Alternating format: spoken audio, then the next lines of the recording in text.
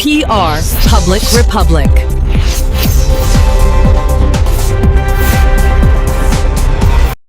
గుంటూరు చెందిన షేక్ మహబూబ్ బాషా అనే వ్యక్తి గంజాయికి బానిసై అప్పుడప్పుడు గంజాయి తెచ్చుకోవడం, తాగడం, కొంత లిక్విడ్ గంజాయి కొంతమందికి అమ్మడం, పిల్లలకి చేయడం జరుగుతుంది. దీని మీద నిఘా ఉంచడం నిఘా చెవికి ఈరోజు ఓల్డ్ గుంటూరు సిఐ గారు అతన్ని పట్టుకున్నారు.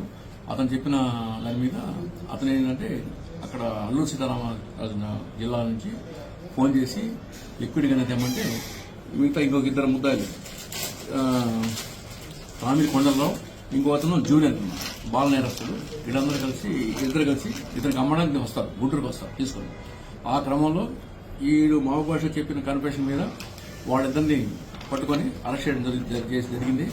వాళ్ళ దగ్గర 1 కేజీ ఈ లిక్విడ్ గంజాయి తయారు చేసింది వాళ్ళు సీజ్ చేయడం జరిగింది.